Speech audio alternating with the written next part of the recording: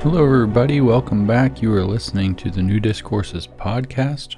I am James Lindsay. We are in the midst of another paper reading series. So much like I read Herbert Marcuse's Repressive Tolerance in 4 parts, I'm now reading an abridged version, in fact, a very abridged version, of Kimberly Crenshaw's most famous paper, Mapping the Margins, Intersectionality, Identity, Politics, and Violence Against Women of Color, which was published in 1991 in the Stanford Law Review. If you don't know who Kimberly Crenshaw is, she is the founder of intersectionality and one of the founders, with her mentor Derek Bell at Harvard Law, of critical race theory. In fact, Kimberly Crenshaw is credited with naming both intersectionality and critical race theory. So she's a significant player. At the beginning of part 1 of this 2-part series, where I read the introduction to this paper, I will now read the conclusion for part 2. I outlined kind of who Kimberly Crenshaw is in a little bit more detail, pointed out that she has been a professor at UCLA and that she runs a very well-funded entity called the African American Policy Forum now. She's still alive, still active, still vigorously pumping out the garbage identity politics that she unrepentantly advocates for in this paper 30 years ago. And I make the argument that this paper, in fact, is significant in having changed the world, and in my opinion, not for the better. And I think that most of us will start to agree over time, if you're not already there, if you're listening to me, you may already be there, that this paper has been significant in changing the world, significantly for the worse. In fact, I referred in the first part of this to saying, I said that this paper is where the ring of power was forged, the one ring to rule them all, if you will. In the darkness brings them together and binds them. I messed up the poetry again. I kind of did it on purpose this time, though. And that particularly happens near the end of the introduction, and especially and particularly in footnote 9, which appears just before the last paragraph of the introduction. To Mapping the Margins. I'm not reading the entire paper, just to sum up and do some housekeeping, because the paper is, in fact, 60 pages long. 5 of those pages, some of which were heavy with footnotes, 5 of those pages constitute the reading of the introduction. I am now at the top of page 57 out of 60 to read the conclusion, which means it's 4 solid pages. So 2 parts, introduction and conclusion. I skipped all the pieces in the middle where she talks about so-called structural, political, and representational intersectionality. And that's where the violence against women of color part of the subtitle comes in. Each section therein, she talks about either battered women or raped women, and talks about how those things are more intersectionally relevant in her argument, because either the feminists are approaching the issue in a way that ignores the relevance of race, or the race activists are approaching the issue in a way that ignores the relevance of women and feminism and misogyny. And so intersectionality, she claims, is necessary. I think that her argument is repetitive and a bit tedious, and it advances itself largely through assertions and failure to understand statistics, or to be generous and reasonable about extenuating circumstances. For example, I mentioned this in the previous section as well, she has a long discussion about women who are immigrants who don't speak English and the challenges they face when they go to battered women's, say, shelters or whatever. And she takes into account very little of the real challenges that are involved with not being able to offer, say, bilingual services in a successful way that the people that she's speaking for that run those shelters had encountered in the past and had bad results, and whether legally liable or otherwise, even just morally liable for having obtained a bad result by not having the resources to be able to adequately serve those people. So she says this requires an intersectional analysis, when in fact it requires more resources, which is a different issue. And she, speaking of immigration, she elides the fact that immigration is its own serious issue. In many of the cases, one of the cases she brings up that I didn't mention in the previous part, one of the cases that she brings up that says demands an intersectional analysis is the fact that there is a requirement when someone marries into the country, marries into citizenship, that they stay married for 2 years. But that's because immigration is you don't want people to be able to hop across the border, marry somebody, maybe pay them $100, marry somebody or pay them with something else, which I'm sure she would complain about both of those things. Hop across the border, marry somebody, stay married for a day or two, and then divorce, and now you have a citizen. Creating a gigantic loophole in immigration law is not that good. So then she actually complains in some detail that when it was made clear that many of the people who were marrying immigrants were subsequently extraordinarily abusive. And so now you have a woman, typically, I'm assuming usually women, given her argument, who's in an abusive marriage, probably doesn't speak English, has almost no resources, and knows that if she goes and tries to escape the marriage to get out of that situation is likely to be deported. And so what happened was Congress, understanding that this is an issue, depending on, I guess, your political perspective, rightly or wrongly, I think it's a thorny issue and choose not to weigh in on it because I don't have an opinion that's well formed yet, but rightly or wrongly offered a waiver in those cases. Obviously, this creates a loophole in immigration law where you can still become a citizen through marriage and under the 2-year period of being married if you are if you are escaping an abusive marriage by means of divorce. But this, of course, she says wasn't done right either because not everybody, in fact, it's even worse than that. The reason she says is because to qualify for the exemption, you have to present proof that you're in an abusive relationship. So she has this very, almost pathetically naive, I don't even know the right phrasing of it is, just ridiculously naive idea about how immigration law should work that would essentially, if she had her way, make it so that at least for women, I'm sure the double standard would be enforced here, anybody could just marry their way into the country with very little... technically, if she got her way, somebody could marry into the country, wait 3 days, accuse their spouse of battery or of abuse, get divorced on those grounds, and be a citizen. So again, creating a gross and simple loophole in immigration law that, if exploited in that case, would probably land innocent men in jail. It's just badly thought out. She's not taking into account all of the realities and contingencies around the arguments she's making so that she can wedge her identity politics.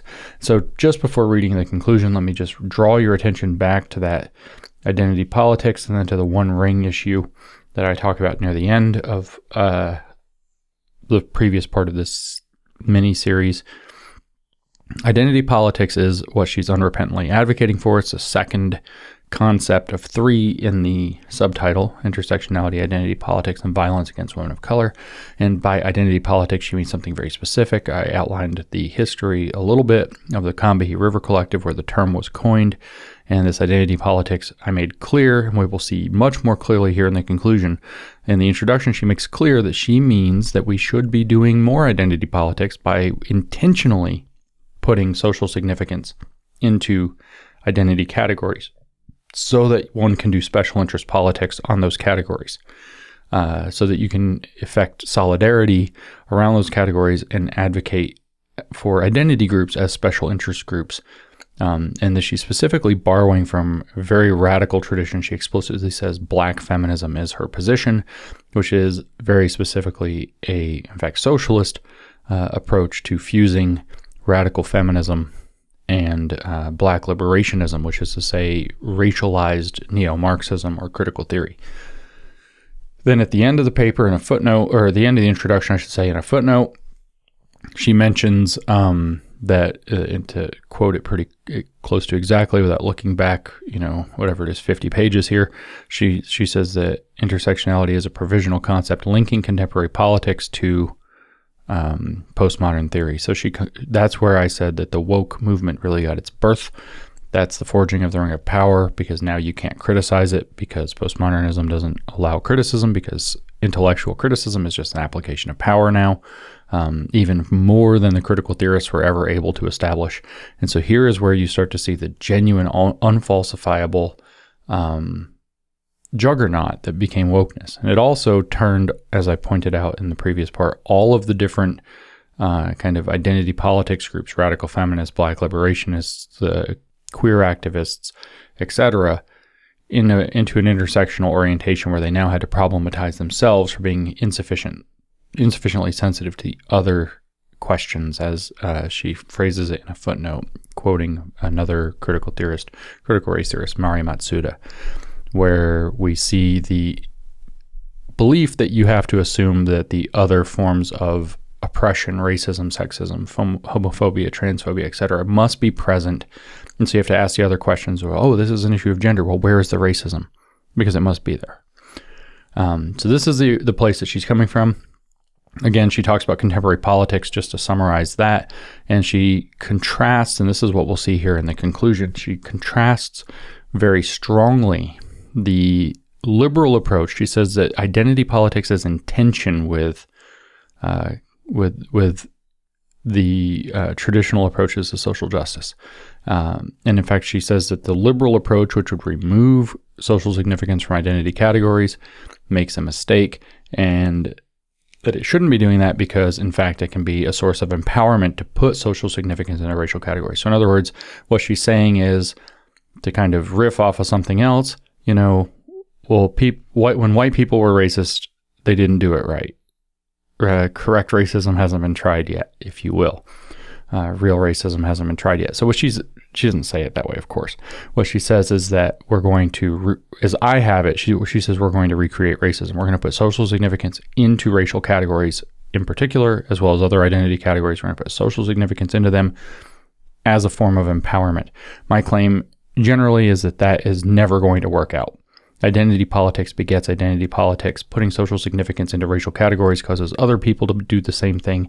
And all of a sudden what you have is this fractioning of the population, division, balkanization, the inability for one identity group to be able to understand itself, or to understand the others, I should say, the inability for people who happen to be a particular identity who don't fall within that politics to understand themselves. In other words, alienation. So if you're, as I mentioned previously, if you're a black man like Kanye West and you put on a MAGA hat and you say, I think for myself, thinking for yourself excludes you now from being black, as Ta-Nehisi Coates replied to him, said you're no longer black. And so now Ta-Nehisi Coates is supposed to be, Kanye West is supposed to be a part of this identity group, but he's now been intentionally alienated from it because he didn't toe the party line. And so it gives people who are within these categories no ability to comprehend themselves in terms of that, which, I mean, if you just don't put any significance in those categories, is fine. But if people do, it renders them pressured into having to become critical race theorists that take up intersectional solidarity and kick up the ante to queer black feminism and socialists by design. And so that's what I really argue is what this paper is about. And I think that was actually clear in the introduction, and it will become more clear in the conclusion, to which we will now turn. So that introduced, let me remind you, we are reading the conclusion, this second part of a two-part series of an abridged reading of Kimberly Crenshaw's Mapping the Margins, Intersectionality, Identity, Politics, and Violence Against Women of Color, which appeared in the Stanford Law Review in 1991. I mean, like I said, this abridged reading with my own commentary added in is just reading the introduction and the conclusion and skipping the roughly 50 pages of case studies in the middle.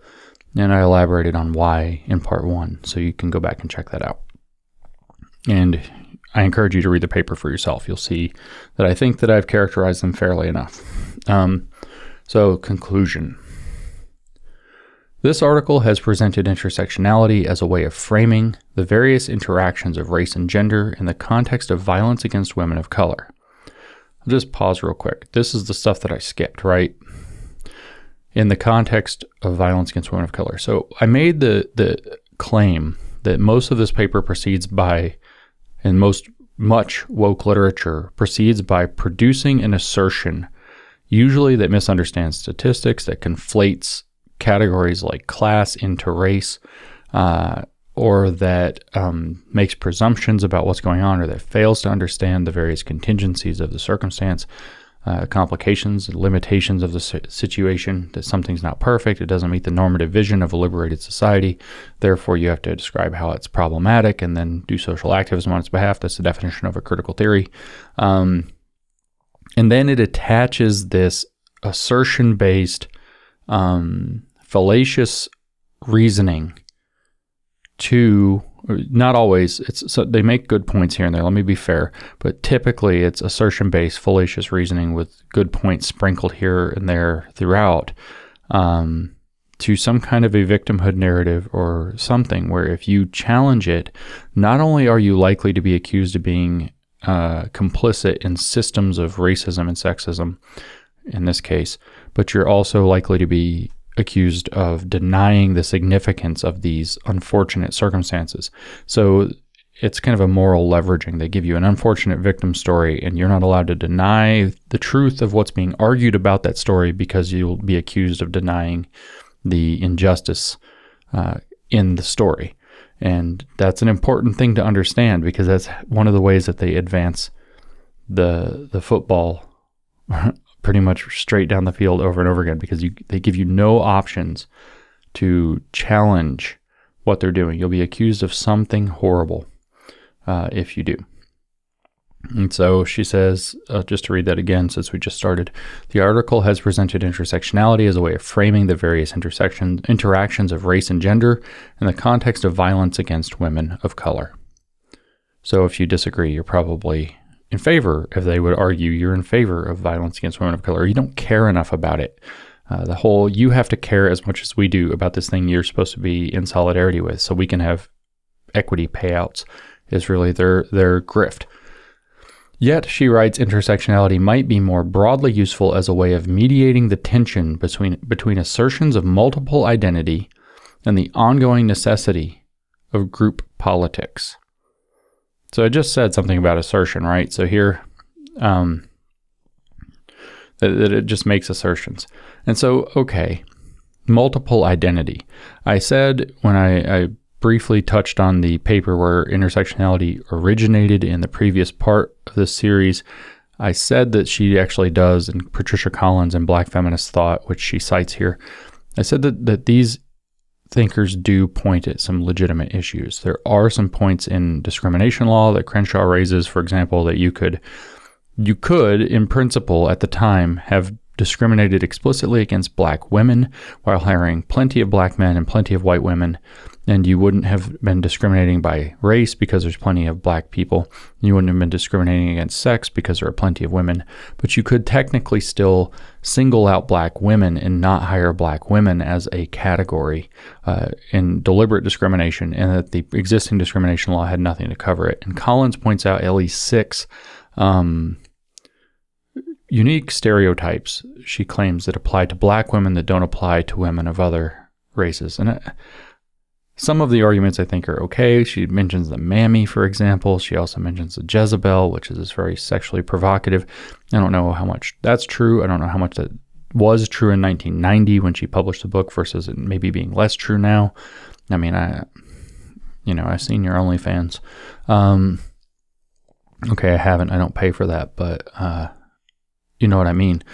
So, fine, multiple identity. But then she says, she just asserts, and the ongoing necessity of group politics. Well, at no point has there been the establishment of the ongoing necessity of group politics. She hasn't checked. We live in a country that is founded on the principle of the individual, and it's useful to point out that the definition of social justice that's given in if I could remember the title, it'd be good, but in a social justice and education book that I like to point out is that where democracy, it says, is interested in individual rights, social justice is interested in group rights, but groups aren't group. What are group rights? What does that even mean? What are group rights? I could see that there would be an argument if, say, like during segregation or Jim Crow or slavery, that there were specific groups that were, or the Chinese Exclusion Act, I should bring that one up, that are explicitly left out, or women before they could vote, or women before they were allowed to have mortgages, or women before they could have, if there were explicit exclusions or something like this, then I could see, okay, that makes sense. But I don't see that in 1991, after we already have, say, the 14th Amendment, we have the Civil Rights Acts, we have discrimination based on any of these categories already being illegal, potential loopholes notwithstanding, and yet she says there's an ongoing necessity of group politics. But this is where you go back to the beginning, and she's pointing out that we need to have identity politics that forwards group identity. And that why? Because we have to have the ability to make political blocks where we have the voices of millions combined instead of isolated voices here and there.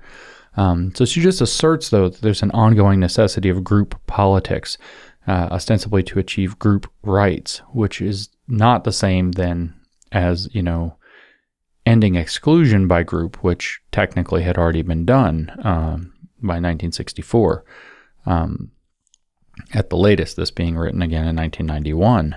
So she just asserts that there's an ongoing necessity of group politics, and that's key to their set of assumptions that all of these woke and applied postmodernists, if you want, or critical neo-Marxists, postmodern neo-Marxists or critical theorists, whatever you want to call them, they all have that kind of basic assumption that we're going to have to use group politics, and it's just asserted here. Just asserted. And why all the backup would be bad statistical arguments, many of which conflated class or something like a language barrier, which is something slightly different, or immigration status, which is also something different, with race, or even with sex. Okay, so she then says it is helpful in this regard to distinguish intersectionality from the closely related perspective of anti-essentialism. So this is where things get a little thick. This is where it's going to get a little theoretical, and I think this is important to go through, though. So from the closely related perspective of anti-essentialism, from which women of color have critically engaged white feminism for the absence of women of color on the one hand, and for speaking for women of color on the other. Okay, so kind of a lot going on there. Let me break that down. So what is essentialism? Essentialism is ascribing that there are essential characteristics to something, in particular, in this case, a group. In particular, women or black women or women of color or black people or people of color. So to say that, this is what it means essentially to be black. This is what black has, these essential categories. And originally, these were all rooted in biology. It's interesting when you get to sex, biological sex, because there are things that are they're statistical in nature, right? There's a big bell curve around male and female traits, and most of it has massive overlap. But there are actually differences where those differences are much less clear and very probably barely existent or non-existent where it comes to a factor like race. But she's arguing, we have to be careful. This is similar to anti-essentialism, but we have to distinguish it from anti-essentialism. So anti-essentialism is being against the idea that we're going to essentialize a category. So she wants to distinguish from anti-essentialism. And what she says, of course, she says, from which women of color have critically engaged white feminism for the absence of women of color on one hand. So again, we're problematizing the feminism's too white, and for speaking for women of color on the other. So when she argued when women of color are included in so-called white feminism, they're spoken for, and often in terms that they don't recognize, that don't meet their specific identity issues properly. So again, the anti is going to have to kick. Feminists now have to do the work of black feminists, as in a specific ideology there. One rendition of this anti-essentialist critique, that feminism essentializes the category of women, owes a great deal to the postmodernist idea that the categories we consider natural or merely representational are actually socially constructed in a linguistic economy of difference. And so here she says, I follow in a footnote, the practice of others in linking anti-essentialism to postmodernism. So we're getting directly into the fact that feminism in particular but to a degree also that anti-racism, broadly speaking, had become postmodern by the time she's writing this. Postmodernism had made its way in tremendously, and feminism is really what took it up. Feminist English majors are primarily the people, or English professors are mainly the people who took up postmodernism as it came over from France in the 70s, and they remade postmodernism in their own image, which is its own separate topic to talk about at some point. So what she's saying is one rendition of this anti-essentialist critique that feminism essentializes the category of woman. So what feminism begins from is actually saying that there is a category of women and that it means something, right? Well, that apparently is going to be accused of essentializing the category of women. And the critique of that, Crenshaw argues, owes a great deal to the postmodernist idea that categories we consider natural are actually socially constructed, and that they exist in a linguistic economy of difference. In other words, there's this whole linguistic structure that sees differences, say, between men and women, but it's only really words. It's only saying that men are this way and women are that way, and we use different words like men and woman that exist as Derrida had it in a hierarchical binary where power relations through phallogocentrism are present. But what she's saying here, categories we consider natural are actually socially constructed. Remember, we're talking about women. The category of woman, we consider that natural, but that the critique is actually not correct because the woman is socially constructed. So she's dipping into that. But she's also, remember, distinguishing intersectionality from this anti-essentialism, which she says is key, is a core component of postmodernism. She then says, while the descriptive project of postmodernism of questioning the ways in which meaning is socially constructed is generally sound, this critique sometimes misreads the meaning of social construction and distorts its political relevance. And so this is the key, right? So we talked about the ring of power being forged. When we came up with the idea of applied postmodernism, when we were writing cynical theories, or in advance of writing cynical theories, when Helen Pluckrose and I came up with that idea, this is really the sentence that led us to really decide, that's not, we came up with the idea just looking at it. I think I might have come up with the phrase myself. Maybe Helen did. I don't want to steal her credit if she deserves it. But this sentence, when we read this paper and saw this sentence, it was like, yep, applied postmodernism was a correct term to use. This is a decisive sentence for us. The critique sometimes misreads the meaning of social construction and distorts its political relevance. But, I'm inverting the sentence, but the general descriptive project is sound. The meaning is socially constructed. So it's sound, but it distorts its political relevance. In other words, postmodernism is tearing down categories that would be politically useful for identity politics. As we argued in cynical theories about the birth of applied postmodernism, as we called it, which we link to people like Kimberly Crenshaw in this second wave of postmodernism as we kind of outline it in the book. What we're saying is we had a batch of activists, Kimberly Crenshaw citing Angela Davis, coming out of the Combahee River Collective tradition, tied into Derek Bell's very materialist critical race theory that he was developing along with Alan Freeman and so on. We have this batch of activists that saw a bunch of useful tools in postmodernism and grafted them onto their activism, or as we put it in the book, that twisted postmodernism to their purposes. And I don't care which of those two perspectives that you want to take up, that they twisted postmodernism to their purposes and let it continue, which is a case we make in cynical theories. Both of these perspectives are actually correct, and I think it's kind of a 50-50 split of the two things being true at the same time. Or you could say that the critical theory activists picked up the tools of, selectively, I should say, picked up the tools of postmodernism and used those to make their critical theory invincible. Both of those two interpretations are ultimately saying the same thing, but they're framed slightly differently. And this sentence is where it happened, because what they wanted to do was identity politics. What Kimberly Crenshaw wants to do in this paper is identity politics. And if we question the ways in which meaning is socially constructed, which is generally sound. If we take that too far, though, it sometimes misreads the meaning of social construction and distorts its political relevance. In other words, you can't do identity politics with it. That's why we see applied postmodernism from this paper so clearly. That sentence in particular, when you understand what it's arguing about, understanding the context in which Crenshaw is writing this paper. So she goes on. I don't want to belabor the birth of applied postmodernism too much here.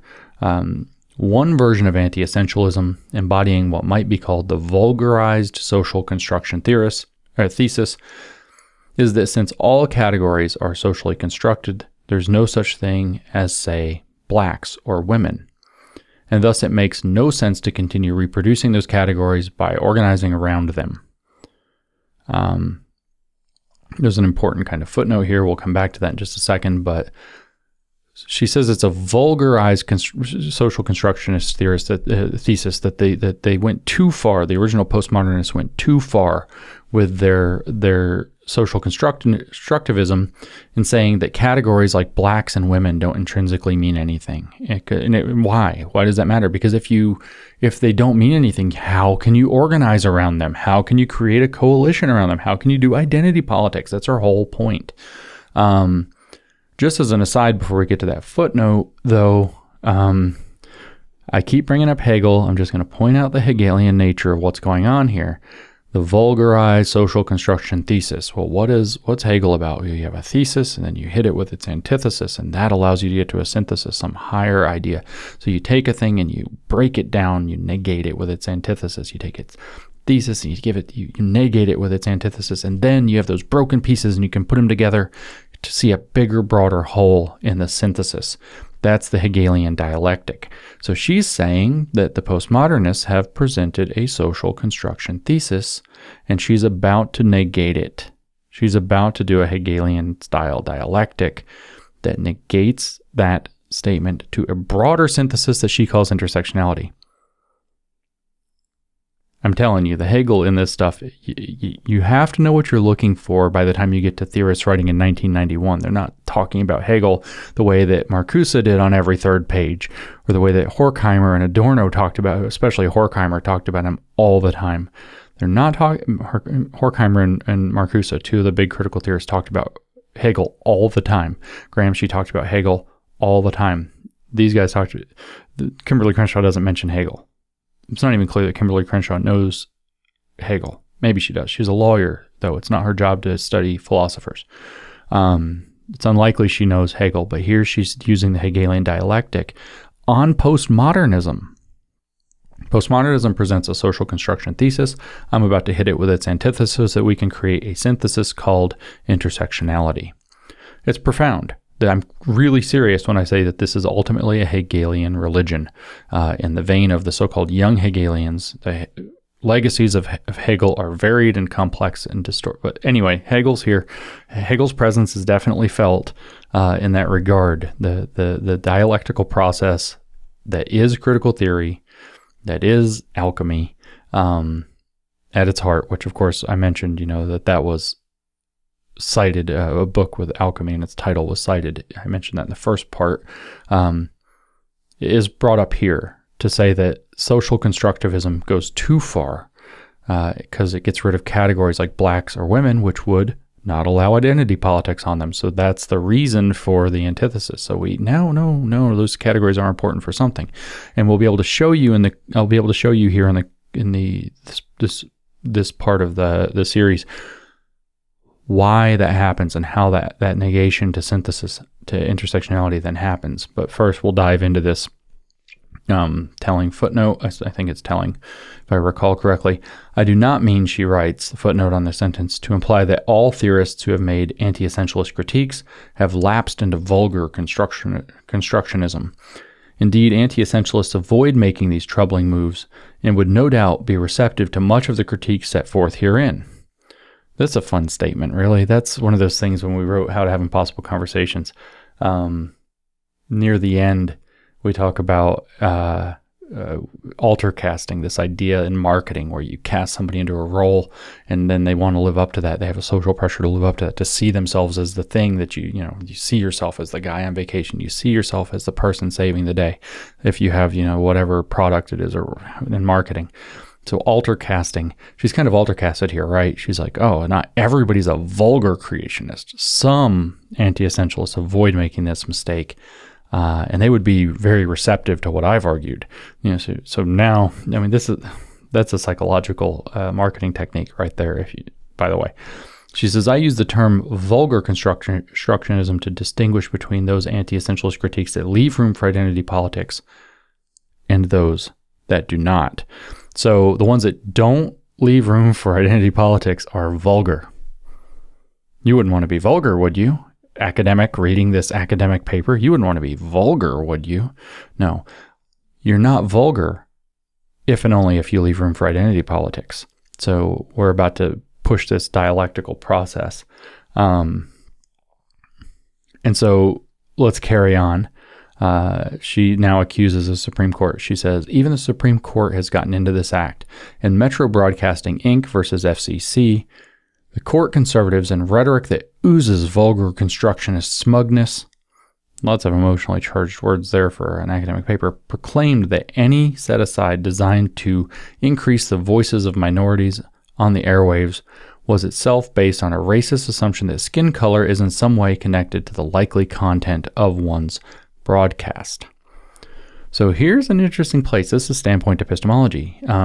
I know that it's a little weird. I want this to be more timeless, but for those who paid attention to CPAC this year, 2021, there was a panel on the last day, just before Trump spoke at CPAC, where you had Black conservative women saying that we have to put the identity back into politics, on the argument that they will be heard better by people who identify with that experience or with that image. And standpoint epistemology, as it's taken root in intersectionality, has the same idea that skin color isn't itself likely to dictate how one's content will come forth, but rather that it gives one the lived experience necessary to say certain things with authority.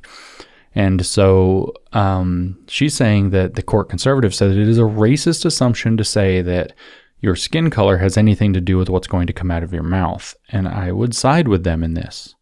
Whereas other people, including these activists or these women at CPAC, so conservatives of today, 30 years later, we live in a much more postmodern world and a much more woke world, but alongside them, the feminists and activists of Crenshaw's day and all the woke activists in between, pushing for this standpoint epistemology that one's experience as determined by one's identity category, which is often determined in some sense by something like skin color. I mean, light-skinned Black people and dark-skinned Black people are still Black people and still allegedly have the Black experience, but then there's colorism that says they don't have the same one, and they all fight with each other over that. But it's a little more nuanced the way they make the argument than just skin color. But she's arguing on behalf of, we are going to need some kind of standpoint epistemology here, and because the evil conservatives oozed vulgar constructionism by being against it. And so she goes on to say, but to say that a category such as race or gender is socially constructed is not to say that that category has no significance in our world. Now we're going to get to that point where she presents the antithesis, right? So the thesis, the vulgar or vulgarized social construction thesis, is all categories are socially constructed, which is probably true for the most part, if not totally, with regard to race, barring superficial characteristics that have no noticeable impact on one's intellectual capacities or character. And then she also mentions women, so sex, but it's pretty obvious that sex is biological in nature, except if you're a vulgar social constructionist, I guess. I did that on purpose. Yes, I know, the alter casting thing and the whole thing. I know. I did it on purpose. Calm down. So she says that that's your thesis, right? Your vulgar construction, your social construction thesis that now has to be presented with its antithesis. Well, there's the antithesis. But to say that a category such as race or gender is socially constructed is not to say, there's a negation, that category has no significance in our world. So there's some significance. You're not seeing the whole picture. Aufheben. That's the idea in the dialectic. Aufheben, take apart but keep. And so there it is. This is where she presents a Hegelian antithesis to this vulgar social construction thesis of postmodernism. So she is doing the Hegelian process to refine and perfect postmodernism as Hegel's dialectic would refine and perfect ideas alchemically. So she writes, on the contrary, now justifying her antithesis, a large and continuing project for subordinated people. Subordinated is, by the way, just asserted here because we were just talking about racial categories. Now they're subordinated. So that's just asserted into the story. Maybe in 1991. I won't belabor the point. And indeed, she writes, one of the projects for which postmodern theories have been very helpful is thinking about the way power has clustered around certain categories and is exercised against others. Technically, their arguments were about cultures and times and places, though certainly Foucault was very interested in madness as a category, as a socially constructed category, to be distinguished from just being insane, because he wanted to point out that dissidents were often called mad. I can relate to that, for sure, and then excluded from acceptable discourse. They're not very smart people, they're mad. And some of them might have actually been insane, whereas others of them might have just been off the party line or outside the country club, as it were. So that was Foucault's point about madness. He did the same thing with sexuality in his history of sexuality pretty deeply. But other than that, Foucault typically was talking about cultures, like 18th century France or something like that, not talking so much about racial categories. It's probably the case that Foucault would have been horrified by the idea of racial cultures being considered the way that he's talking about things. Maybe not totally. It depends on how he would have evolved through the 70s and 80s on that issue. But he died in 84, and that was all she wrote on that matter. So Crenshaw carries on. After mentioning how power clusters around certain categories and is exercised against others, that being a key component of value in postmodernism, she says this project attempts to unveil the processes of subordination and the various ways those processes are experienced by people who are subordinated and people who are privileged by them. So now we have the Marxian conflict theory being brought in. So when people say that this is ultimately, like, they say cultural Marxism, but it's about identity. So it's really like identity Marxism or some form of neo-Marxism. This is a neo-Marxist assumption applied to categories. But if those categories are proletariat versus bourgeoisie, that's Marxism. And if they are white versus black, that's critical race theory. And if they are kind of the people who are winning in a capitalist consumer society versus the people who are your everyday middle class working schlub, that's going to be in your kind of critical theorist toolkit from the mid 20th century. But she's separating the world into those who are subordinated and those who are privileged by these processes of subordination in society, and putting them as stratified social categories that are intrinsically in conflict, which was ultimately what Marxism was really about. And that's actually called conflict theory. So you can see that is one of her underlying assumptions and approaches, is that there's a conflict between the privileged versus the subordinated, which replaces the conflict between the bourgeoisie versus the proletariat. Same underlying framework, new terms, slightly new groups and stratification across those groups. It is then, she writes, a project that presumes that categories have meaning and consequences. And this project's most pressing problem in many, if not most cases, is not the existence of the categories, but rather the particular values attached to them and the way those values foster and create social hierarchies. So this is the justification. This is how she presents the antithesis to the thesis of vulgar constructionism. So here what she's doing is trying to do a dialectic in the Hegelian sense, but following the Marxian approach that he derived from Hegel, or the neo-Marxist approach that derived from Marx by replacing more Hegel back into Marx. This is where she's justifying her antithesis that that categories like race and sex, which is a peculiar one in reality, really are socially constructed. But that's not to make the mistake that the postmodernists made to say that they have no meaning, that their social constructedness means that they're not real, that they exist in a linguistic economy of difference. It's basically a fancy pants way of saying that they're linguistic constructs that involve dominance and subordination, better and worse, valuative positions. Okay, so she wants to say these categories still matter.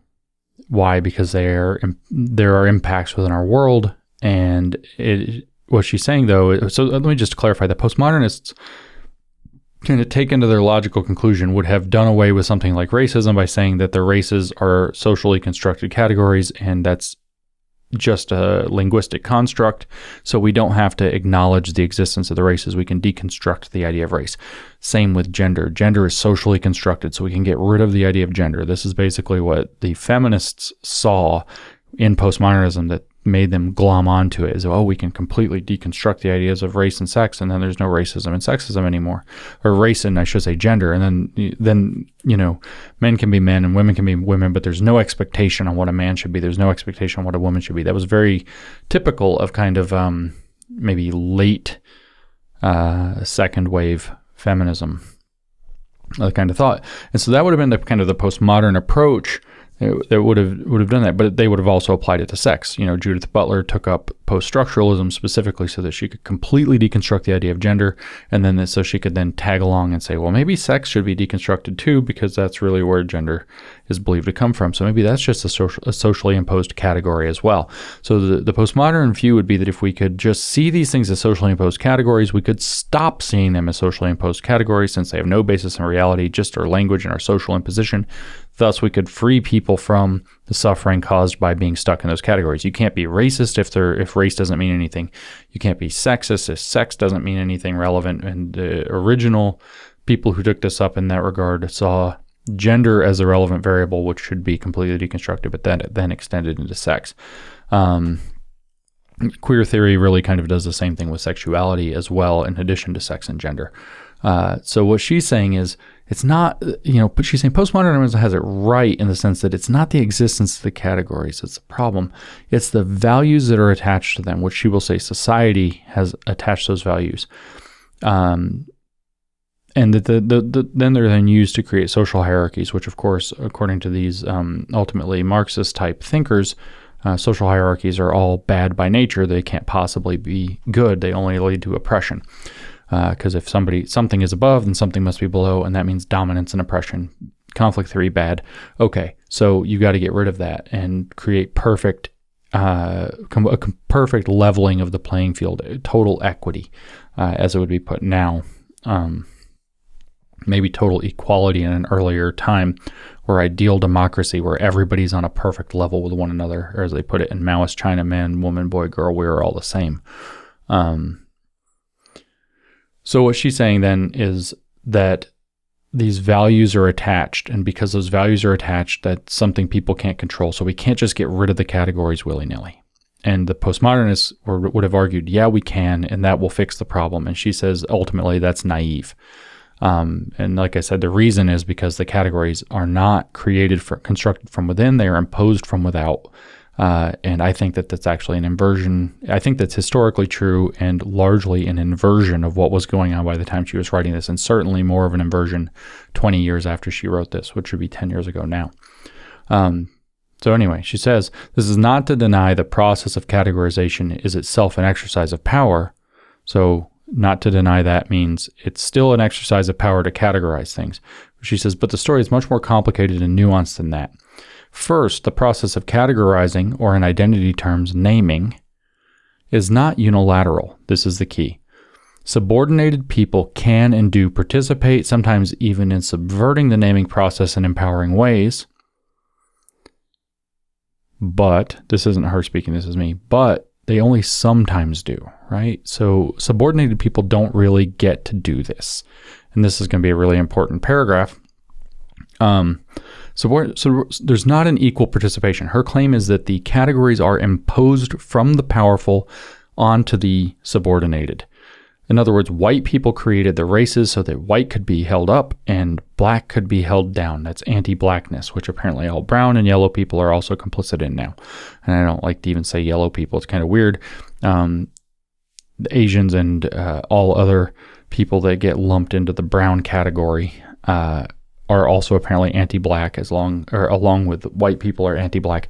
The argument in critical race theory is that these categories were produced so that white people could create a hierarchy out of the races, all of which would be anti-black. That's Derek Bell's famous book, Faces at the Bottom of the Well, where he argues that black people, no matter what, are always at the bottom of society. That was published in 1992, whereas this was a 1991 paper. So that's kind of the thought of critical race theory in the early 1990s. And so the claim is that society, in particular the powerful of society, are imposing the categories on the subordinated. So the subordinated don't have equal participation in these naming of identity categories or the categorizing process. And so since they don't have equal participation, all of a sudden you can't get away from that which is imposed upon you. It's a bourgeois view to believe that you can get away from that which is being imposed upon you. And in fact, this is a key thing to applied postmodernism. The key thing to wokeness is that it was a bourgeois, privileged is the word for bourgeois now, privileged point of view. You have to have privilege, like racial privilege, to be able to say that a racial category is socially constructed and therefore can be deconstructed. Because if you experience the oppression based on that system of oppression, if you experience that systemic oppression, you don't have a choice. You can't get away with it. It's being imposed upon you from without. So you don't have that privilege. Only white people have racial privilege to not have race imposed upon them. Black people in particular, but also brown people who aren't white adjacent enough, cannot escape it. Their race is imposed upon them from without. And I said a moment ago that I feel like this argument has largely inverted. That's because I feel like the critical race view has taught people that are in these allegedly subordinated racial categories, as we're about to see in the rest of this paragraph, which is a key paragraph of this paper, has taught them to essentialize themselves through experience. It's not real essentializing, it's through experience, the racial experience that you have, which is also imposed upon you. But they have the whole idea of cultural appropriation, however, is that you're not allowed to take from, one of these cultures. There's this cultural protectionism. And so now blackness is going to be built up as good, as powerful, as emancipatory, as empowering. Same with the empowerment of empowering by leaning into what it is to be a woman, and not probably in traditional ways, only in kind of radical ways. This thing is actually the imposition of the category from within by claiming that it's being imposed from without, and that what's happening from within is just a reaction to what's actually happening from without. And so you have like this it's a complicated idea, but it's a perfectly closed system where you can blame somebody else for, say, racializing a situation by saying they're automatically racializing it. So when I bring up race, I'm just challenging the fact that they're already racializing it. So racialization becomes deracialization. Segregating becomes desegregating. And you end up with all this very Orwellian nonsense that we're all like, how in the world do they think like this? This is how they think like this. If you believe that the categories are imposed on you from without and that you can't do anything about it, and it takes privilege to ignore the categories. In fact, it's a feature of privilege to be able to ignore the categories. By definition, then you can claim that by bringing up the categories and leaning into the categories, as we're going to see in this paragraph, that you are challenging that problem. So segregation becomes desegregation, and racializing becomes deracializing, and discriminating becomes anti-discriminatory. Pure Orwell. But there is if you wanted to understand the logic behind how they get there, that is it, and this is where it's coming from, this paper. So she says, subordinated people can and do participate, sometimes even subverting the naming process in empowering ways. One need only think about the historical subversion of the category black or the current transformation of queer to understand that categorization is not a one-way street. So what's happening is the Black is Beautiful movement, as you'll mention, black liberation, black nationalism, black power, are all saying, no, black is power, black is good, black is beautiful. And with the queer, the queer theorists began to identify as queer, which formerly was a slur. They would identify by other slurs as well, but it used to be, queer was a slur against gay people. Well, the queer theorists, listen, they even named their theory queer theory, decided to adopt that. This is a project called strategic essentialism. Well, it's a variation on strategic essentialism, where one leans into the alleged power dynamic contained in language or categorization and then inverts the power dynamic involved. So all of a sudden, you're now going to take on the thing that you're being accused of, like queerness, and you're going to wear that as a badge of honor or a badge of pride. And so queer theorists took this to an extreme, and they literally turned into a verb. Yeah, we're going to queer literature. We're going to queer everything. We're going to queer your mom. We're going to queer sexuality. We're going to make things more and more and more queer. And I am, if you talk to gay activists from the time when this paper was being written in the 1990s, they're very frustrated with the queer activists because the queer activists were telling them that they weren't really authentically gay unless they were being queer. This, of course, erupted around Pete Buttigieg in the 2020 Democratic primary run-up, where he was accused of not being authentically gay because he wasn't queer, because he wanted to do things like, wear normal suits and regular clothes, and articles were written like he might be married to a man, but he's not, really gay because he wasn't a queer activist. So the queer activists and the LGBT activists have been, the Qs in the LGBT, within the alphabet people, if you will, have been at loggerheads for many decades. And people don't understand, for example, that the queer project here, because things have to be queer, well, marriage is normative and normal and makes things calm. So they've been against gay marriage all along. LGBT activists were for marriage equality. Queer activists were very much, and still are very much not, because it normalizes being what they see as queer, and therefore steals away its revolutionary potential. And the LGBT activists in general, when they're not also queer activists, tend not to appreciate this, and they've really hated each other. My friend Andrew Sullivan told me in person one time that he said that if he would have had to be queer, he never would have come out. And he was spent much of the 90s and 80s fighting with I think at least the 90s, fighting with these people over these issues very vigorously. So like I said, the issue for her is going to be the unequal power. And so she acknowledges that there can be this kind of strategic essentialism fighting back to disrupt or deconstruct the naming process, to put power back into disempowered categories. Black is beautiful, black power, that kind of thing. Or the queer activism wearing the idea of queerness. You could even maybe to a degree say gay pride, but that's a little more complicated. And I've already touched that third rail a couple times in my life, and we're not going to do it again today. But then she goes into this and explicitly says, clearly there is unequal power. So this is why her negation of the vulgar social construction theory works. Clearly there is unequal power. But there's nonetheless some degree of agency that people can and do exert in the politics of naming. And it is important to note that the identity continues to be a site. It's really interesting because she kind of forgets her own point because she gets so excited about establishing identity politics. But anyway, and it is important to note that identity continues to be a site of resistance for members of different subordinated groups. So in other words, identity is important because it's a site of resistance. We can lean into identity and resist as a group. Identity politics depends upon us to be able to do that. That's her point. So therefore, we can't just deconstruct, or can't just deconstruct the categories like race or gender, or as she even says, sex. We can't just do that, because there's identity politics if we don't. And that comes from the fact that there's unequal power in the systemic power dynamics, which is the underlying assumption of the entire project of critical theory is that there's these power dynamics in the identity categories by the time we get past into the 1960s and going forward. And again, this comes out of radical feminism, which definitely saw it that way, and it comes out of Black liberationism, which definitely comes out of that tradition, if we can call it a tradition, that line of thought, anyway, that philosophy. So it is important, she said, like I just read, to note that identity continues to be a site of resistance for members of different subordinated groups, i.e. identity politics are possible.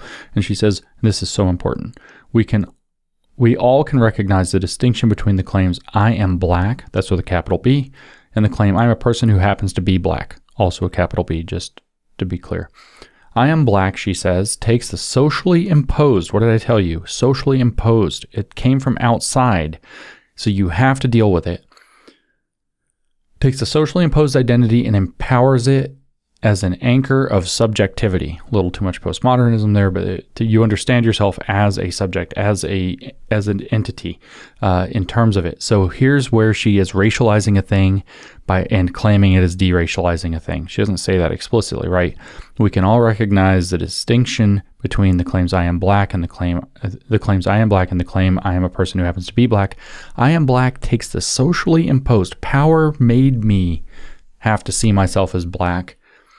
It racialized me already, and it empowers it as an anchor of subjectivity. So power made me see myself as black, she's writing, but I can lean into that and see it as a source of empowerment. I can understand myself that way and fight back.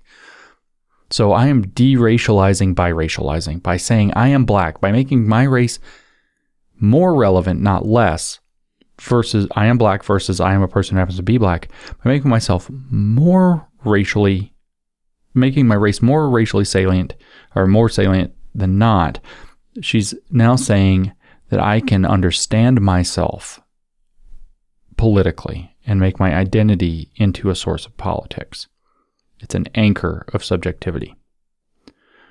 So she's saying I'm going to deracialize an already racialized situation by racializing it. That's the trick. That's where it happened. Because it's a socially imposed identity. She then says, I am black becomes not simply a statement of resistance, but also a positive discourse of self-identification, intimately linked to celebratory statements like the black nationalist, black is beautiful, as I was just saying. Now she contrasts. I am a person who happens to be black, on the other hand, achieves self-identification by straining for a certain universality. In effect, I am first a person.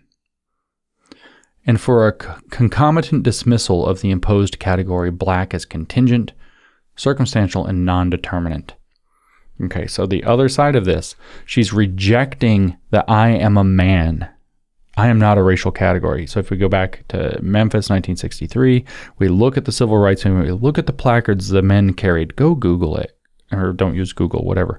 Go search this, look it up, type in I am a man, civil rights movement, and go to images. See what you see. You see many, many black people carrying signs that say I am a man from the 1960s. I think they're all in black and white. There's a mural you can see in Memphis painted on the wall commemorating this. Their cry in the civil rights movement was, I'm like you. Speaking to the white people who actually were systemically discriminating and institutionally discriminating in 1963, before the passage of the Civil Rights Act in violation of the 14th Amendment. She says, that's not good. She says, I am a person who happens to be black, achieve self-identification by straining for a certain universality, which means there is no universality between whites and blacks or other racial groups. In effect, I am first a person.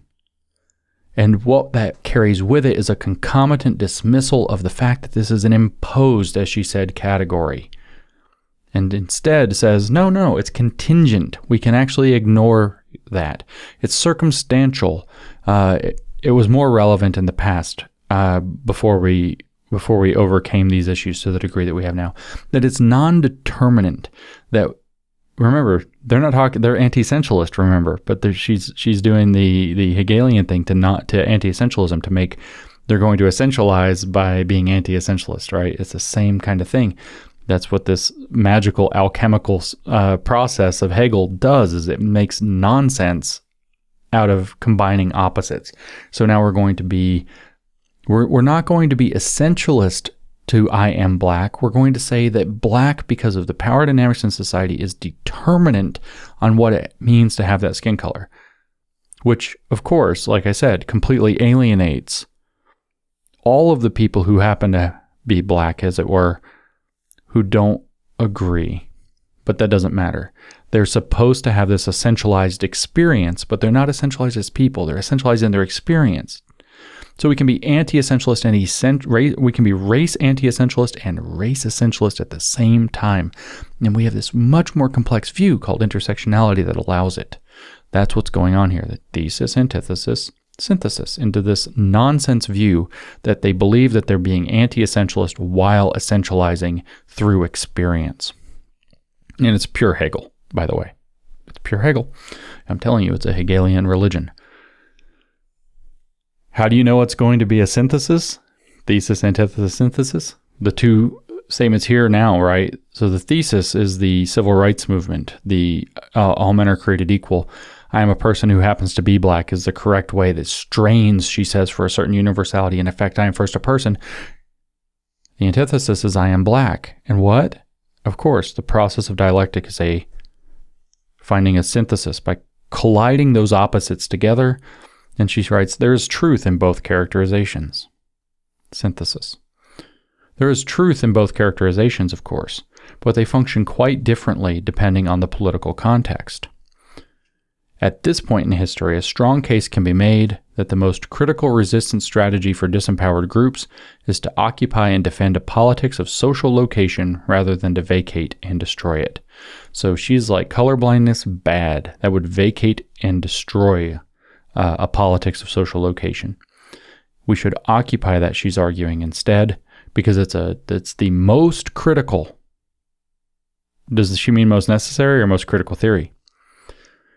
Most critical resistance strategy for disempowered groups is to occupy and defend a politics of social location, of positionality, namely the one she's proposing, which is intersectionality. That's the synthesis. It depends on the context. It's complicated. It depends on the context. The political context. Is the category socially imposed? Well, as long as anybody can claim that they feel like it's socially imposed or politically imposed, you have to keep doing this. You have to keep doing this identity politics. And since that generates more identity politics, it's kind of a good grift. Vulgar constructionism, she goes on, thus distorts the possibilities for meaningful identity politics by conflating at least two separate but closely linked manifestations of power. One is the power exercised simply through the process of categorization.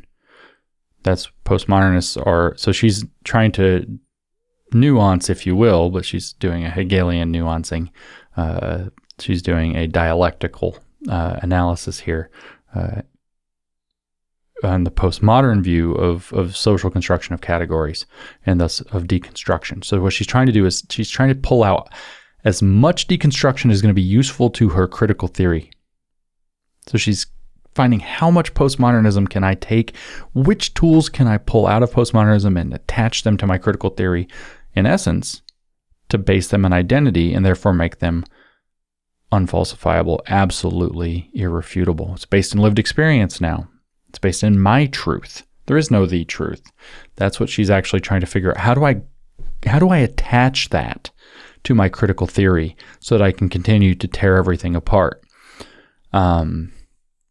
So one is the power to exercise simply through the process of categorization. That's the vulgar social construction thesis. That's what postmodernism did when it was written by white people, like Foucault and Derrida, who are privileged white professor types. Never mind that Foucault, while he did have certain, privileges afforded to him, was a deeply repressed and gay man who had very dark sexual attitudes, and his father was very angry with him for not becoming a doctor and so on. But certainly very repressed as a gay man, which led him to write these things. As a dissident, treated like he was insane, which maybe he was, but maybe he wasn't. Either way, so when these bougie white French guys write down that categories need to be deconstructed. That's the power exercised simply through the process of categorization. How vulgar. The other, though, the power to cause that categorization to have social and material consequences. When it's imposed, there are social and material consequences. She says, while the former power facilitates the latter, to the existence of categories, being able to name the categories, who has the authority to name the categories, facilitates the ability to cause the categorization to have social and material consequences. She goes on, the political implications of challenging one over the other matter greatly. We can look at debates over racial subordination throughout history and see that in each instance there is a possibility of challenging either the construction of identity or the system of subordination based on that identity. She's creating a false dichotomy, as if you couldn't do both. I am a man. You are mistreating me, was the implication of that, right? So the civil rights movement is already a refutation of the thing she's doing. This is a complete, by the way, reversal of the civil rights movement. This paper is. Wokeness is a complete reversal of the civil rights movement, and this paper is one of the chief pieces of evidence. This part of the paper and the conclusion in particular. But she says, she creates this false dichotomy. There's a possibility of challenging either the construction of identity, like that's what the postmodernists would do. The identity doesn't, I am a man. That was liberal. That's liberalism and postmodernism align here. Let's challenge the construction of identity. Let's say putting social significance into racial and other identity categories is a mistake that produces bigotry. Or, she says, you can challenge the system of subordination based on that identity, which this is kind of everything, right? Is there a factual basis to biological sex? Yes, there is. But that's a question according to the social constructionists, to the postmodernists, to the woke. But it's a separate thing from looking at whether or not there is oppression. So a rational person who is properly and fully liberal, who accepts reality, would be able to say, yes, biological sex is a meaningful category that doesn't just touch upon the very, very superficial aspects like skin color or whatever, but may actually have deeper implications in terms of, like, say, motivations and behavior, because of the differences between men and women, particularly where it comes to dating and mating.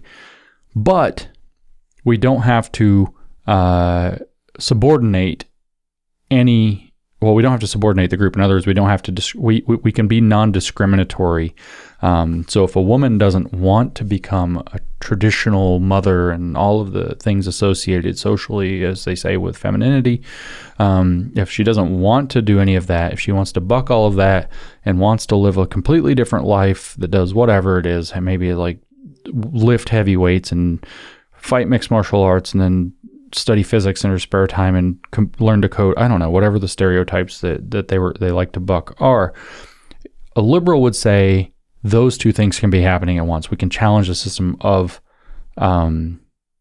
subordination, and we can accept categories that make sense and reject categories that don't. Crenshaw's too busy criticizing to see that that's a possibility. And she goes straight into a very famous landmark case. Consider, for example, the segregation system in Plessy versus Ferguson. So this was a Supreme Court case, a very famous one, obviously, 1896. She says, at issue were multiple dimensions of domination, including categorization. 1896 also, by the way, just to draw up how long earlier that was. Almost 100 years before, 95 years before this paper was written. At issue were multiple dimensions of domination, including categorization, the sign of race, and the subordination of those so labeled. There were at least two targets for Plessy to challenge: the construction of identity, what is a black, and the system of subordination based on that identity. Can blacks and whites sit together on a train? Plessy actually made both arguments, one against the coherence of race as a category, the other against the subordination of those deemed to be black. You see where this is going? It's going to point out, just like Hegel, that there's a contradiction here. We have to bring up the contradiction because it's a critical theory. In his attack on the former, Plessy argued that the segregation statute's application to him, given his mixed race status, was inappropriate. The court refused to see this as an attack on the coherence of the race system and instead responded in a way that simply reproduced the black-white dichotomy that Plessy was challenging. By the way, if you don't know, the mixed race thing is actually a very fruitful point for challenging what's going on with everything woke, because there are inherent contradictions in the woke essentialist that's not essentialist thing. Is how do you deal with a mixed race person? Do they have that? Do they live as a white person, or as a person of color, or is it something else? There's inherent contradictions there, and so this is a properly liberal deconstruction. I mean, there was no deconstruction in 1896. This is a proper liberal deconstruction of the concept of race that was being brought up through mixed race status in Plessy. You see this abused with the trans movement that tries to bring up intersex that has nothing to do with trans, as though the rare conditions of intersex, and there are several of them, therefore prove that biological sex is messy and confusing, where in fact biological sex is not messy and confusing at all, and there are intersex situations that are understood, or conditions, you're not supposed to call it that anymore for political correctness, but there are intersex conditions that are known, identified, understood. It's not always simple what you should do with these, or it's not always like the outcome is you're probably better off in general not having intersex than having it. So it's not a perfect outcome to have one of these conditions, but they don't complicate biological sex at all. No biologist is confused. No doctor that's not woke is confused by the existence of intersex to say that sex is no longer a stable category. The trans activists, trans lobby uses the issue of intersex very disingenuously to push its own sex doesn't mean anything, or sex is a spectrum narrative. But mixed race is genuinely very deconstructive in a way that's somewhat different and much more meaningful, because biological sex is much more concrete and than biological race, which doesn't seem to have much going on below the skin level, as far as I can tell, at least. So she writes, as we know, Plessy's challenge to the segregation system was not successful either. In evaluating various resistance strategies today, it is useful to ask which of Plessy's challenges would have been best for him to have won: the challenge against the coherence of the racial categorization system, or the challenge to the practice of segregation. Her argument ultimately is that, well, we'll just get to it. But you see the contradiction, right? She's essentially saying he tried to argue that there's an unfair categorization based on race, while simultaneously saying that race doesn't make any sense because I'm mixed race. So in a sense, he was sawing off the limb he was standing on, right? Because he refused to say that race is, he tried to make a double argument, but in a sense, the arguments are self-contradictory.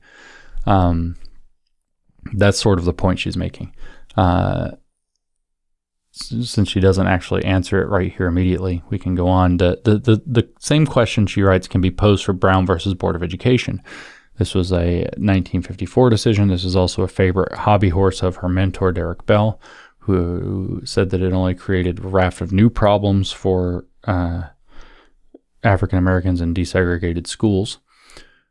She says, which of two possible arguments was more politically empowering: that segregation was unconstitutional because the racial categorization system on which it was based was incoherent, or that segregation was unconstitutional because it was injurious to black children and oppressive to their communities?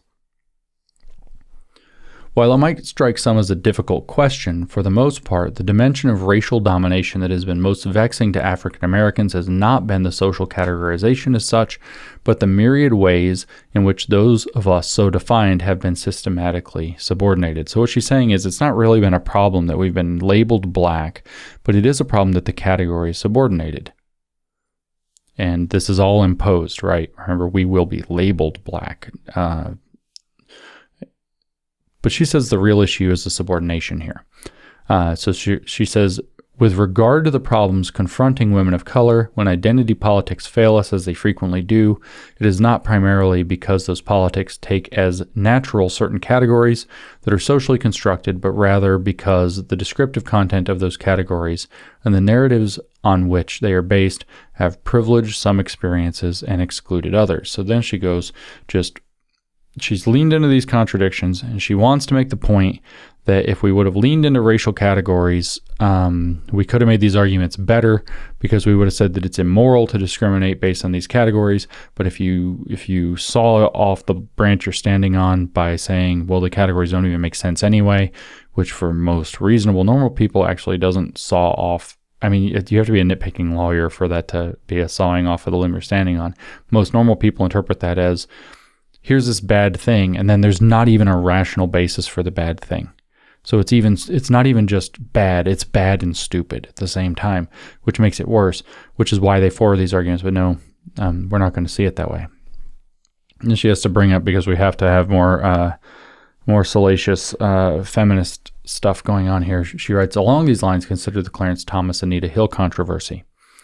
During the Senate hearings for the confirmation of Clarence Thomas to the Supreme Court, Anita Hill, in bringing allegations of sexual harassment against Thomas, was rhetorically disempowered in part because she fell between the dominant interpretations of feminism and anti-racism. In other words, if there was an intersectional analysis, I don't know if you know the history, that I want to make sure I don't just repeat. I'll just read her some more to explain what's going on.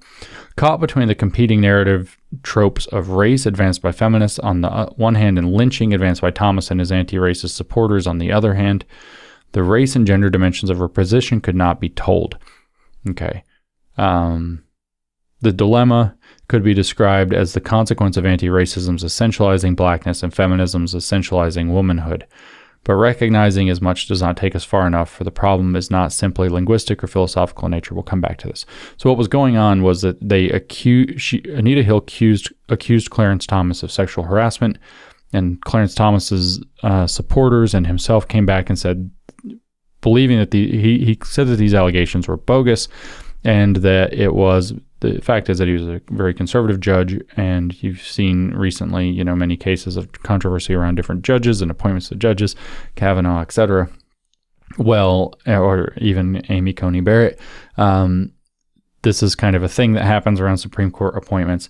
And so Clarence Thomas said that this was all an illegitimate attack on him, and being that he was black and there have not been a lot of black men on the Supreme Court, he also claimed that it was tantamount to a professional, not literal lynching, and it was going after a black man by playing into tropes of his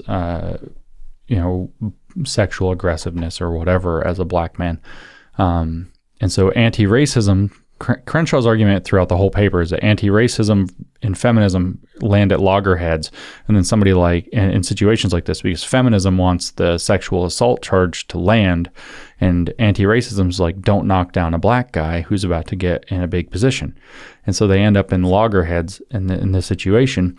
And the problem is then that people like Anita Hill can't possibly get justice. And that's why you need intersectionality to apparently bring up the fact that she's a black woman specifically, or something like this. I actually don't know if Anita Hill is a black woman. I don't know that history correctly, and I'm not going to search it right now. Anyway, she writes that this dilemma could be described as a consequence of anti-racism's essentializing blackness. So Clarence Thomas is black. It's very important that we understand that black people have been treated particular ways, and therefore we're not going to knock the black guy out. And feminism's essentializing womanhood, that's where the site of the loggerheads are. So, womanhood is, as feminism puts it, this kind of constant series of violence against women, and therefore it's very important that they score the sexual assault charge against him, which we saw play out exactly kind of the same, but without the racial dimension with Kavanaugh and his appointment. And the race thing came up with Amy Coney Barrett. So, time is a flat circle, everybody. And she says, but recognizing as much does not take us far enough, for the problem is not simply linguistic or philosophical in nature. It is specifically political. Of course, everything's political. The narratives of gender are based on the experience of white middle-class women, and the narratives of race are based on the experiences of black men. Just asserted. But this is the point of her mapping the margins paper, that black women are in the margins of the black male-dominated anti-racist movement, meaning black liberationist movement particularly, and the white middle-class women in feminism, both liberal but especially radical. The solution, she writes, does not merely entail arguing for the multiplicity of identities or challenging essentialism generally. Instead, in Hill's case, for example, it would have been necessary to assert those crucial aspects of her location that were erased even by many of her advocates. That is, to state what difference her difference made. This is just postmodern words. To state what difference her difference made and point out her social location. So in other words, to make a case that she's like this ultimate victim as a black woman who's getting erased by this feminist versus anti-racist argument that's happening around her and leaving her story out. Again, it being a sexual assault charge, we mentioned earlier that those are sticky and difficult because they're very difficult to prosecute. And then when you're, as we saw even with Kavanaugh, they're very difficult to do anything with when it's something like whatever Clarence Thomas was being accused of with her, the sexual assault that she was alleging, to try to disqualify him from being able to sit on the Supreme Court. It's funny how, they say this is political, and then they're talking about a thing where it came up where it was actually a political appointment, but that's beside the point. So, Crenshaw again, if, as this analysis asserts, history and context determine the utility of identity politics, how then do we understand identity politics today, especially in light of our recognition of multiple dimensions of identity? More specifically, what does it mean to argue that gender identities have become obscured in anti-racist discourses, just as race identities have been obscured in feminist discourses? Does this mean that we cannot talk about identity? Or instead, that any discourse about identity has to acknowledge how our identities are constructed through the intersection of multiple dimensions? A beginning response to these questions requires that we first recognize that the organized identity groups in which we find ourselves are in fact coalitions, or at least potential coalitions waiting to be formed. So this is a paragraph. She's at the conclusion of the paper. She's putting forth a bunch of questions, rhetorical questions, to kind of frame out what she wants to say. Do we not talk about identity anymore? How do we deal with the fact that, as she is asserting anyway, well, what do we do about multiple locations of identity, shared dimensions of identity? What do we do with the fact that gender is obscured by race, and that race is obscured by gender when those two things intersect or collide? Because they're seen as different when she said that they essentially are not different. They are, in fact, part and parcel with one another. And so then she says, does that mean that any discourse about identity has to acknowledge how they are constructed through the intersection of multiple dimensions? That's positionality, which must be intentionally engaged now. So that seems to be an affirmative answer to that question. And she says that the beginning response to these questions requires that we first recognize that the organized identity groups in which we find ourselves are in fact coalitions, or at least potential coalitions waiting to be formed through solidarity, which I've argued many times with intersectionality is going to always be designed to favor the particular group that designed it, because that's how everything like this works. And these things are written by people who are both in terms of power, opportunity, or money, grifters. What she's essentially saying is we can form gigantic identity coalitions around the idea of intersectionality that are going to support the queer, black, feminist, socialist identity politics of the black feminism that she unrepentantly takes up, as she said very explicitly in a footnote that we covered in the first part. And we can form a big coalition where we use intersectional solidarity to kick everything in that direction. By the way, that is also the essential argument of the fake paper we wrote, where we rewrote a chapter of Mein Kampf as intersectional feminism, is the exact same thing as this sentence, that solidarity ultimately, to form a coalition movement, is a necessary way to think about things. And that's what intersectionality gives us. So forming our party or our movement coalition force around solidarity as mediated through intersectionality was the concept that we grafted onto Hitler's argument for why they needed a Nazi movement that would demand sacrifices of people for the movement, etc. We just said that they would have to be sacrifices for intersectionality instead. Same argument. So that sentence is actually more or less what was going on in that paper, although obviously Crenshaw didn't write Hitler. But it's the same call to solidarity around a political grievance movement that Hitler was calling to that can't actually be denied. That's why that paper worked. That's why the Feminist Social Work Journal accepted that paper to be published. So we've got 2 paragraphs left of Crenshaw. We'll carry on. In the context of anti-racism, recognizing the ways in which the intersectional experiences of women of color are marginalized in prevailing conceptions of identity politics does not require that we give up attempts to organize as communities of color. Rather, intersectionality provides a basis for reconceptualizing race as a coalition between men and women of color. So pause for a second. We'll get to there. She starts with 4 examples, so it's an awkward place to pause. But what she's saying here then is that we need to be awake to the fact, or woke to the fact, although that's a few years down the road still, about 17 years down the road at least. We need to be kind of woke to the fact that women of color have intersectional experiences, and those get marginalized. They get pushed to the edges. They are oppressed by prevailing concepts of identity politics, meaning feminism and black liberationism, that are focused either on black issues or women's issues, not specifically black women's issues. Now, but that doesn't mean we have to give up, she says, on organizing as communities of color, because rather intersectionality provides a basis for reconceptualizing race as a coalition. There's your solidarity point here again, between men and women of color.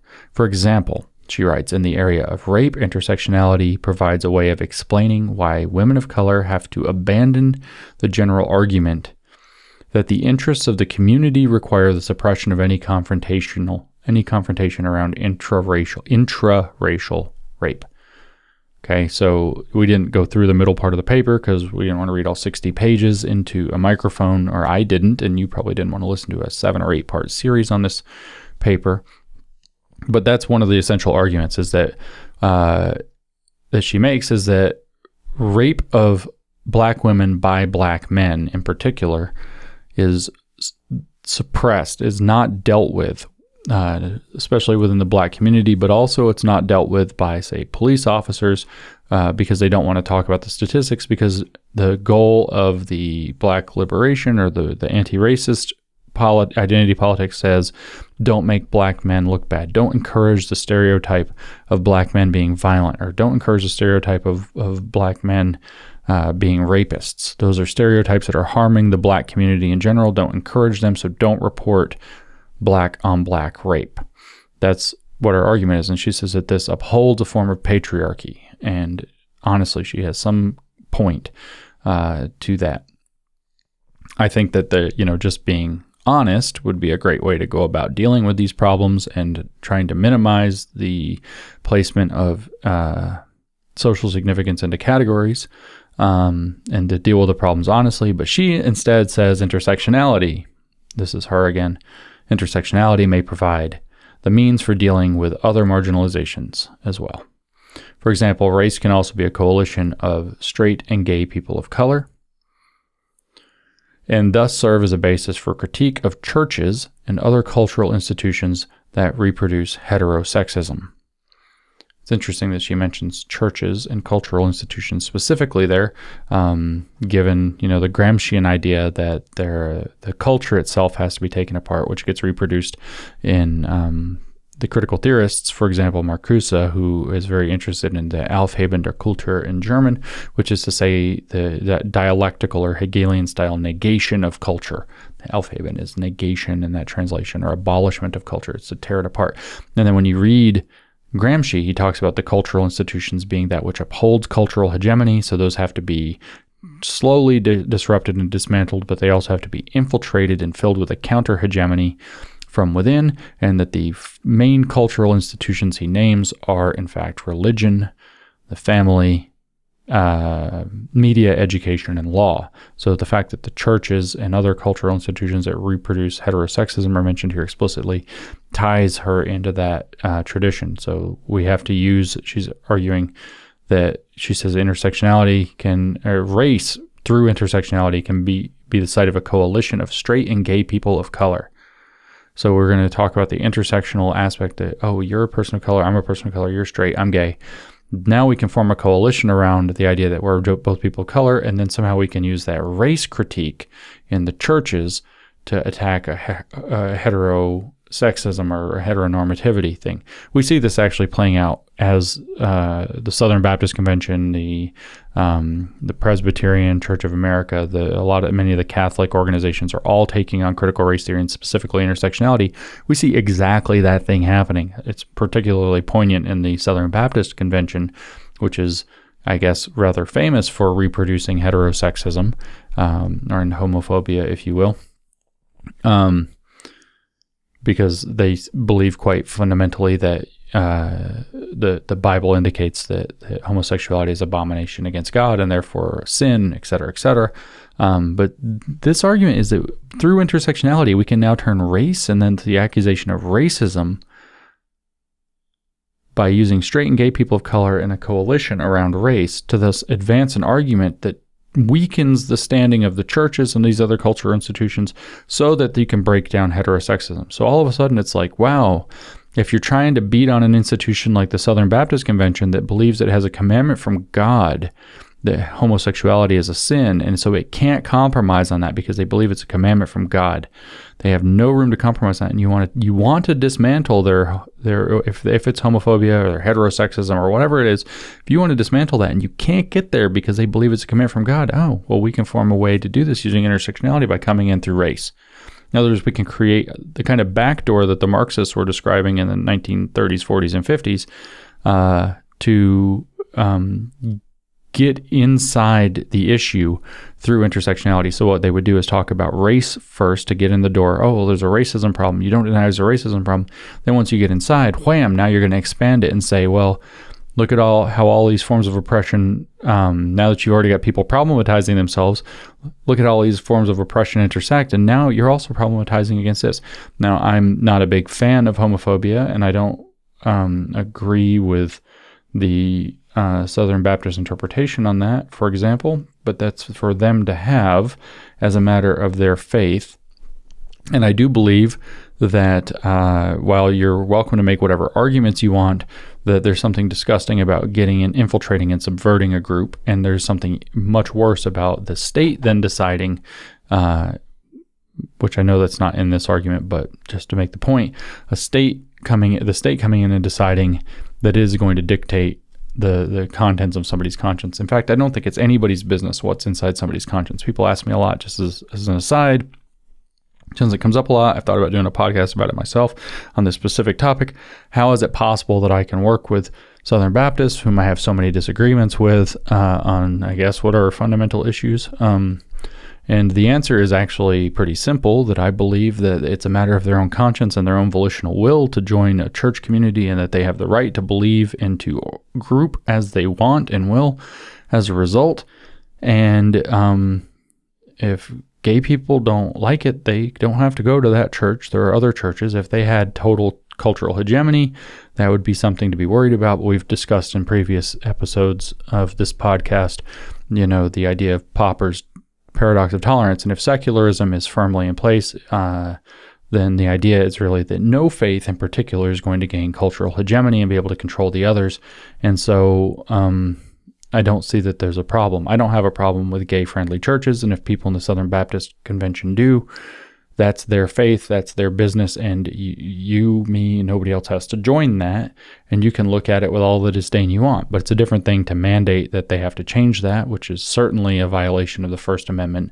But it's also pretty gross and something principle the same thing to say that you need to infiltrate and subvert that or create massive amounts of pressure. And then there's something really disingenuous here in the intersectional argument that you're going to use a different issue altogether, race, to get in the door.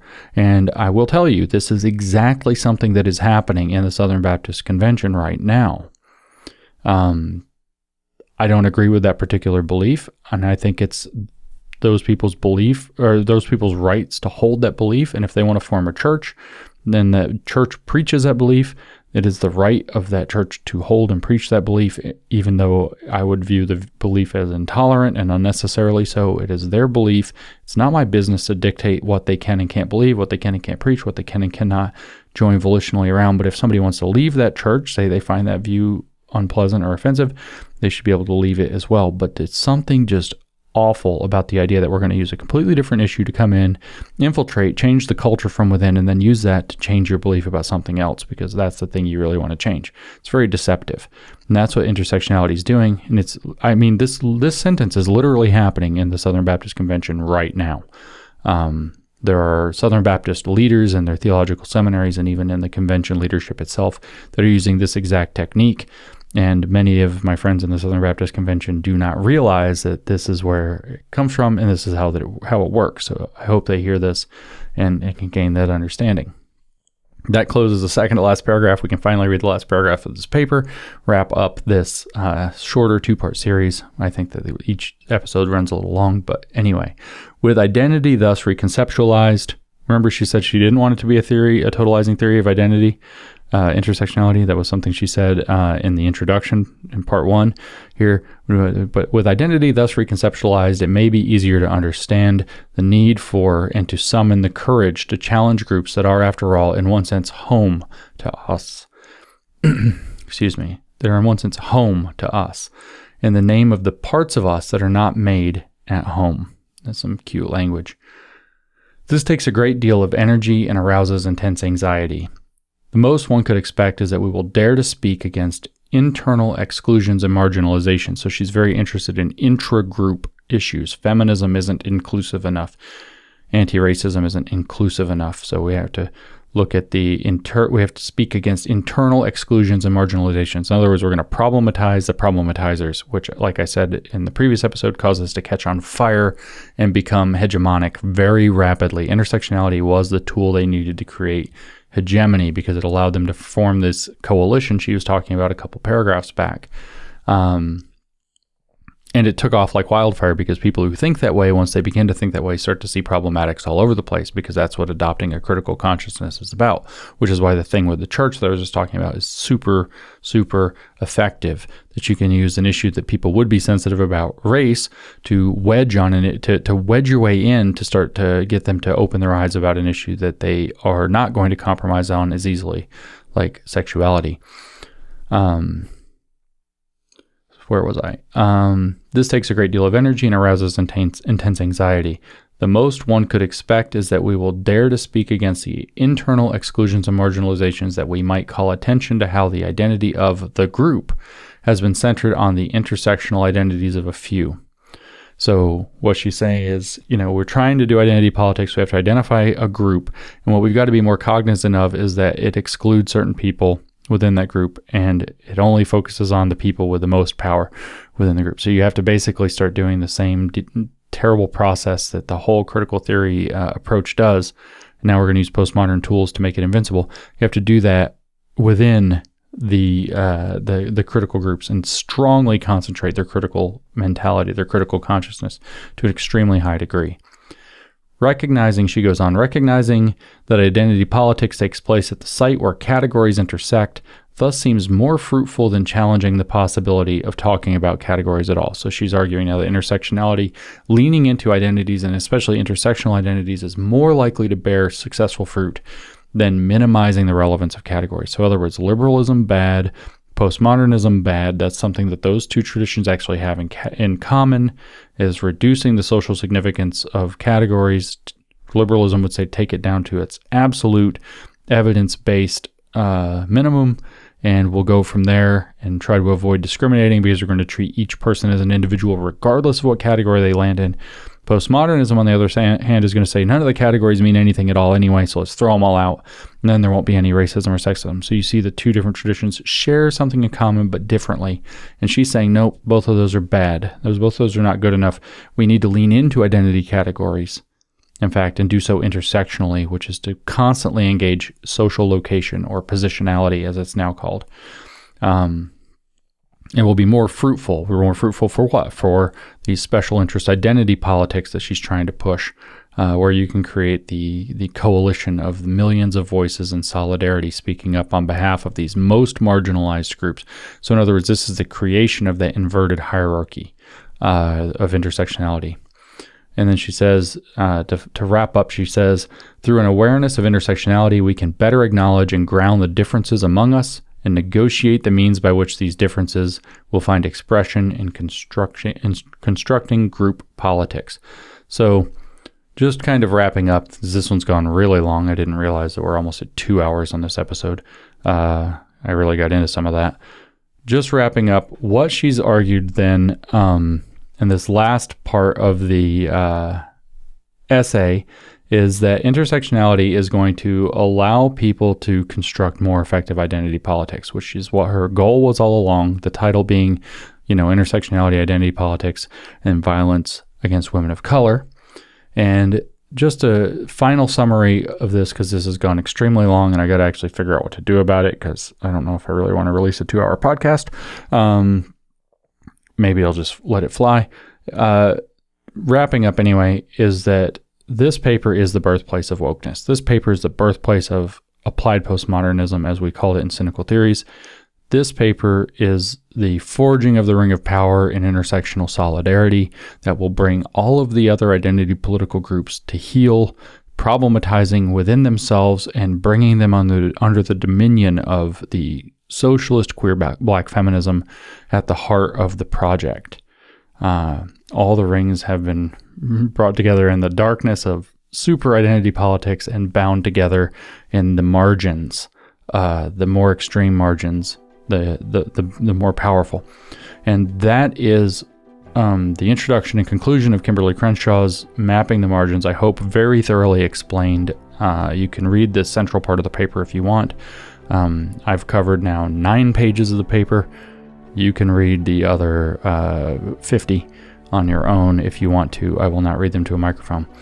And so I've dragged this out long enough. I will stop here. I appreciate you sticking with me for this long 2-hour almost episode of the New Discourses podcast and the reading of Kimberly Crenshaw's Mapping the Margins, one of the most important papers, a paper that literally changed the history of the world, in my opinion, for the worse. One of the most important and unfortunate papers ever. So until next time, I appreciate you, and I will talk to you then.